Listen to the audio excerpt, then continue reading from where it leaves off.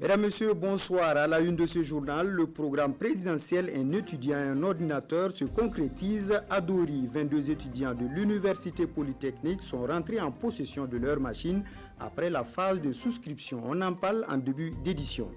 Fin de formation de 17 jeunes du centre Al-Farouk de Pala à Bobo-Dioulasso. Ils mémorisent désormais le Coran et autres enseignements islamiques. La sortie de promotion à voir dans ce journal. Bienvenue à tous. Promotion de la paix au Burkina, une priorité pour l'UFC Dori à travers son projet Jeunes Alerte et Mobilisés pour la paix au Faso. Elle a effectué hier une sortie à Ouagadougou pour plaider l'adhésion des leaders d'associations des autres confessions religieuses à ce projet. Le compte rendu de Rasmane Zouli et de Marguerite Douagno. Viennent de différentes associations confessionnelles et civiles des régions du Burkina Faso à l'appel de l'Union fraternelle des croyants de Dori pour des échanges autour de la promotion des valeurs de tolérance, de paix et de cohésion sociale. Un engagement cher à l'UFC et que le gouvernement salue. Parce que les valeurs qui sous-tendent la tolérance et de la paix ne sont pas des valeurs qui sont innées. C'est des valeurs qui doivent être construites au niveau de chaque individu, dès le bas âge et tout le long de la vie de l'être humain. Et à ce titre-là, l'UFC est constamment engagé auprès de la jeunesse et auprès des adultes de différentes confessions religieuses et de différentes cultures pour permettre à chacun d'offrir son modèle de tolérance et de paix aux autres. Loin d'être une rencontre de plus sur la question, le présent atelier national veut s'appuyer sur les ressources et autres mécanismes endogènes traditionnels qui peuvent aider les jeunes pour des actions dans cette quête de paix et de tolérance. Nous souhaitons aussi que cet atelier qui rassemble des jeunes de différentes localités, de différentes religions, de différentes cultures, soit une occasion pour construire des chaînes d'amitié entre jeunes. Parce que nous sommes convaincus que la connaissance va faire briser énormément d'a priori sur les uns sur les autres. On suppose beaucoup de choses, mais lorsqu'on a l'occasion de discuter avec la personne sur laquelle on pense des choses qui sont parfois fausses, il y a beaucoup d'a priori qui tombent. Il est attendu des participants à cette rencontre, qui sont tous des leaders dans leurs régions respectives, qu'ils soient des relais et des exemples dans leur milieu de vie, mais aussi des graines de paix que l'UFC voudrait ensemencer dans les différentes régions pour un vivre ensemble harmonieux. Comme annoncé dans les titres, un étudiant, un ordinateur. Ce programme présidentiel connaît un aboutissement à Dori. Les 22 étudiants de l'Université Polytechnique qui avaient souscrit à ce programme viennent de recevoir chacun son ordinateur. Souleymane Kwanda et Lazare Sanou pour les précisions. Pour cette première phase, ils sont 22 étudiants à recevoir leurs ordinateurs dans le cadre de la mise en œuvre du programme du président du Faso, un étudiant, un ordinateur. Des outils indispensables dans la recherche ici à l'Université Polytechnique de Dori. Ça va nous aider beaucoup dans nos apprentissages à travers les recherches qu'on pourra faire et avec les ordi et également nous permettre d'être perpétuellement connectés. Ça facilite plus nos études. Actuellement, bosser sans ordinateur, ce n'est pas quelque chose de très facile, où beaucoup de cours sont en ligne et vraiment ces outils informatiques sont aussi exigés. Donc vraiment avoir un ordinateur, c'est déjà un pas en avant. Avant de bénéficier des outils de travail, ces étudiants ont rempli certaines conditions. Donc il faut être sur la plateforme Campus Faso. Ça veut dire qu'il faut avoir un identifiant national étudiant qui fait qu'on évite tout ce qui est problème de doublons. Donc ça c'est la première condition. Et la seconde condition, c'est de manifester ton intérêt, de souscrire au programme et maintenant de demander la subvention. Alors la subvention, vous pouvez la payer au comptant, sinon vous pouvez demander un prêt, soit au FONER, soit au CSPB. Et si le prêt est accordé, alors ou la subvention est accordée, alors vous avez votre ordinateur que vous avez choisi délibérément. Après ces formalités, un mois aurait suffi aux fournisseurs pour mettre ces ordinateurs à la disposition des étudiants. Plus de 25 000 ordinateurs seront remis aux étudiants du Burkina Faso selon le programme présidentiel Un étudiant, un ordinateur. Pendant ce temps, dans l'est du Burkina, l'heure est au bilan pour le conseil municipal de Fadan-Gourma, un exercice de redevabilité au cours duquel les populations ont pu apprécier les actions menées en 2019. Il en ressort un manque à gagner de près de 400 millions de francs CFA. Amirou Lankwane et Rasmata Ouedrago. Une baisse des recettes de près de 400 millions de francs CFA, c'est le manque à gagner enregistré par la commune de Fadan-Gourma en 2019. Une contre-performance que le conseil municipal attribue à la situation sécuritaire que connaît la région. Néanmoins, éducation, santé, eau et infrastructures marchandes sont entre autres des chantiers à l'actif du conseil municipal exposés à ce dialogue communal. Le point de cette année fait ressortir une baisse importante dans nos recettes, mais nous avons continué les investissements. 3 CG, un 4e qui est en finition, des forages au nombre de 6, la réalisation du puits maraîcher, l'aménagement de 21 hectares, avec l'accompagnement d'un certain nombre de partenaires, la construction d'un CSPS en cours. Comme il fallait s'y attendre, lors de ce face-à-face entre élus locaux et population, des préoccupations ont été soulevées. Les réalisations ont été faites. Certes, il y a des choses encore qui restent à faire, parce que la ville de Fada est confrontée véritablement à un problème d'eau potable. Beaucoup de secteurs souvent n'en ont pas d'eau. Il y a des gens même qui veillent jusqu'à 2 heures du matin pour voir une goutte d'eau couler à leur robinet. L'abattoir de Fada, ça ne respecte aucune règle d'hygiène. C'est pour cela que j'ai soulevé la question pour voir si la mairie a inscrit ça quelque part, ne serait-ce que pour les mois ou bien les années à venir. Séance tenante, le Conseil a pris des engagements forts, notamment l'accélération des travaux de la commission d'appurement des passifs fonciers, l'électrification des secteurs de la ville de Fada et la mise en place d'un comité contre les vols et autres infractions dans les quartiers. Femmes, développement et entrepreneuriat, le fonds d'appui aux activités rémunératrices des femmes, FARF, s'ouvre davantage aux femmes de Lumbila. À travers des échanges, le fonds leur a présenté des facilités d'obtention de crédit pour mieux développer leurs activités. Issa Kafando, Issa Kanana. Le fonds d'appui aux activités rémunératrices des femmes, FARF, se dévoile aux femmes de Lumbila. Et à cette rencontre, le FARF présente les opportunités qu'il offre aux associations et groupements féminins.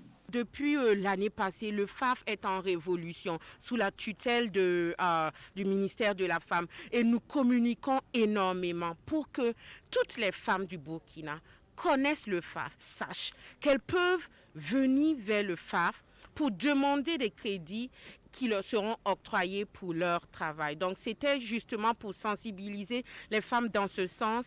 Les conditions d'octroi du fonds, les montants des prêts, les modalités de remboursement, bref, c'est tout le fonds d'appui aux activités rémunératrices des femmes qui est ici développé par la directrice générale. Des femmes qui voient désormais en ces appuis de l'État un moyen de développer davantage leurs activités. Au sein de notre association, cela peut nous aider parce que comme chacune a quelque chose à faire particulièrement, si on gagne, elle parlait de 50 000 jusqu'à 200 000. En tout cas, si dans l'association, si chacune peut avoir cette somme, nous pensons que ça sera une belle chose pour notre association.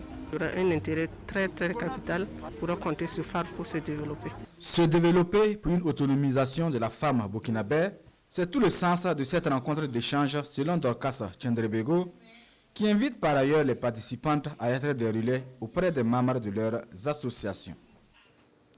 Fini les longues distances pour trouver un moulin dans la commune de Tiankoura dans la Bougriba. Les femmes de la localité bénéficient d'un moulin avec la contribution de Plan International à hauteur de 1 850 000 francs CFA. La remise de l'équipement avec Elvis Tuina et Siège Dikael Poda. Les femmes de Tenguerak, Palampera et Sumpruna dans la commune de Tiankoura sont très heureuses. Et pour cause, elles ne vont plus parcourir 20 km simplement pour moudre leurs grains. En voulant envoyer un enfant d'aller écraser la farine ailleurs, il faut lui donner quelque chose, arriver là-bas qu'il va manger ou bien boire l'eau. Tu ne peux pas envoyer un enfant aujourd'hui, tu peux aller même demander les enfants d'aller écraser pour toi, ils refusent. Et vous allez dormir avec la faim pendant 2 ou 3 jours si tu n'as pas pu aller écraser. La coordonnatrice de ces femmes de ce réseau a exprimé une doléance à l'endroit des plans en nous disant qu'ils ont besoin maintenant d'un moulin pour les permettre d'alléger leur souffrance. Aujourd'hui, ce moulin offert à 75% par Plan International Burkina Faso Bureau de Gawa soulage plus de 350 femmes. Ce que nous venons de faire aujourd'hui répond à notre deuxième axe stratégique qui est l'accompagnement pour la sécurité économique des ménages, l'employabilité et la formation pour l'autopromotion des femmes. Quand les femmes ont un moulin à côté, le temps de travail est réduit et la disponibilité pour le foyer est encore plus grande. Et aujourd'hui, comme ça est à côté, on va préparer tout le temps le de l'eau pour vendre, pour avoir de l'argent. On va venir écraser, faire beurre de karité à vendre, tout. Donc aujourd'hui, on sait qu'avec ce moulin, on va beaucoup bénéficier. Pour une meilleure gestion de ce moulin, un comité est mis en place avec un mécanisme incluant 8 associations bénéficiaires. L'ONG Plan a poursuivi son geste en donnant du matériel pour contribuer à la lutte contre Covid-19. Le Covid-19, on en parle toujours dans cette édition. Face à cette épidémie, la vigilance est toujours de rigueur à Fada.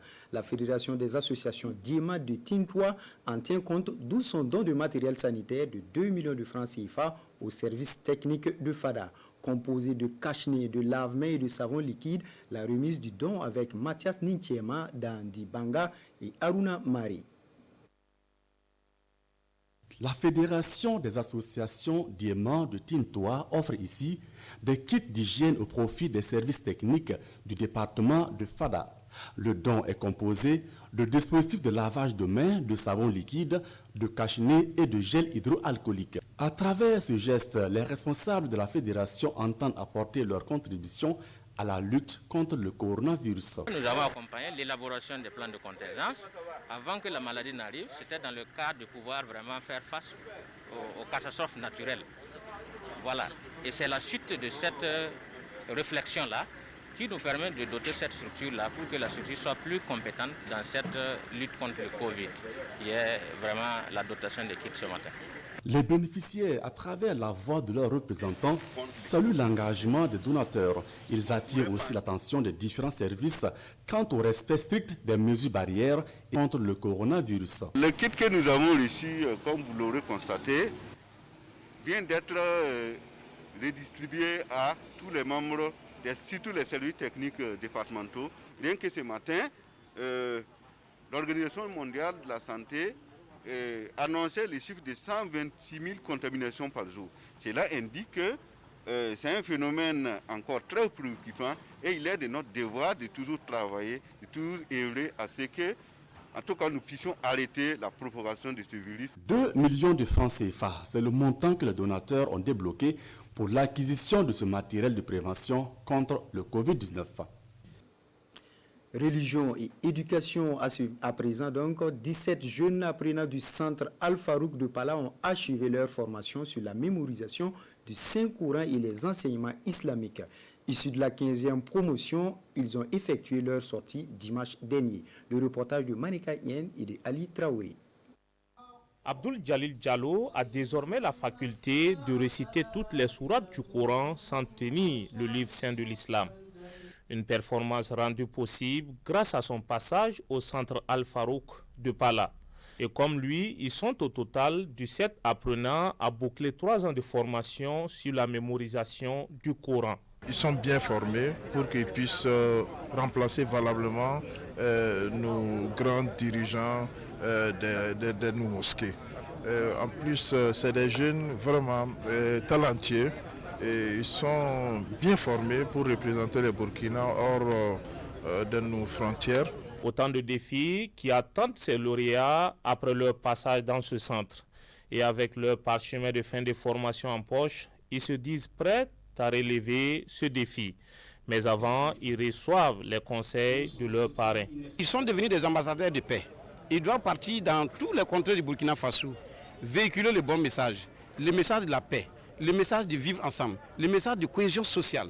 C'est ce qui est très important. Et je suis certain qu'à la sortie effectivement de cette cérémonie de ce matin, nous avons été comme les enfants d'une même mère qui effectivement est le socle de la paix et de la cohésion sociale, comme je l'ai toujours dit. C'est la 15e promotion qui vient de boucler sa formation. Et en plus du Coran, elle a reçu durant ces 3 ans des enseignements islamiques sanctionnés par le bac arabe. Mesdames, Messieurs, c'est la fin de cette édition. Ruth Bini Ouattara vous donne rendez-vous à 20h pour d'autres actualités. Bonne suite de programme.